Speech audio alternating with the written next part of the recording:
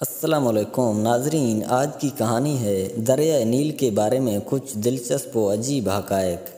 کہانی شروع کرنے سے پہلے آپ دوستوں سے ایک گزارش ہے کہ ہمارے چینل K4 کہانی کو سبسکرائب کریں اور ساتھ ہی بیل کے آئیکن پر پریس کریں۔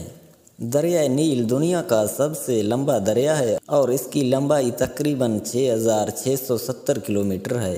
یہ افریقہ کی سب سے بڑی جھیل وکٹوریہ جھیل سے نکلتا ہے۔ اس علاقے میں بارش بہت ہوتی ہے، لہٰذا بہت گھنے جنگلات پائے جاتے ہیں۔ ان جنگلات میں ہاتھی، شیر، گینڈے، جنگلی بھینسیں، ہرن، نیلے گائے اور دریائی گھوڑے، مگرمچھ، گھڑیال وغیرہ پائے جاتے ہیں۔ اس علاقے کو نیشنل پارک کا درجہ حاصل ہے۔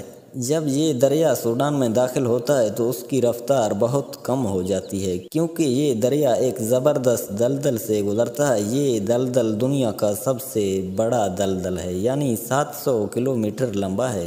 یہاں ایک قسم کی گھاس پاپائرس پائی جاتی ہے جو پورے دلدل پر چھائی رہتی ہے۔ یہ اتنی گھنی اور مضبوط ہے کہ اس پر ایک ہاتھی کھڑا ہو جائے تو وہ نیچے نہیں جائے گا اور سیدھا کھڑا رہے گا۔ دریا کا پانی گھاس کے نیچے نیچے بہتا ہے، پتہ نہیں چلتا کہ پانی کہاں ہے۔ یہاں سارس، بگے اور پانی میں رہنے والے مختلف چڑیا بکثرت پائی جاتی ہیں۔ انگریزی الفاظ پیپر اسی لفظ پاپائرس سے بنا ہے اور اسی گھاس سے کاغذ بنایا جاتا ہے۔ دریائے نیل کے سارے مددگار معاون دریا حبشہ کے پہاڑوں سے نکل کر اس میں شامل ہوتے ہیں اور ان میں سب سے بڑا اور اہم دریا نیلا ہے اور نیل کہلاتا ہے۔ یہ دریا حبشہ میں جھیل تاتان سے نکلتا اور فوراً بعد آبشار کی صورت میں ایک نہایت گہرے کھڈ میں گرتا ہے اور بہتا ہوا خرطوم کے مقام پر دریائے نیل میں مل جاتا ہے۔ خرطوم کے بعد اتبارہ کے مقام پر اتبار نام کا ایک اور دریا دریائے نیل میں شامل ہوتا ہے۔ یہ بھی حبشہ کے پہاڑوں سے جھیل تاتان کے قریب سے نکلتا ہے۔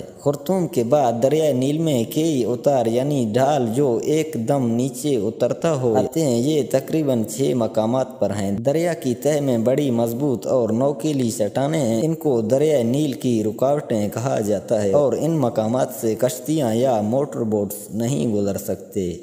جی ہاں دوستو، یہ تھی دریائے نیل کے کچھ دلچسپ و عجیب حقائق۔ اگر ویڈیو پسند آئے تو برائے کرم ہمارے ویڈیو کو لائک اور شیئر کریں۔ ملتے ہیں نیکسٹ ویڈیو میں۔ اللہ حافظ۔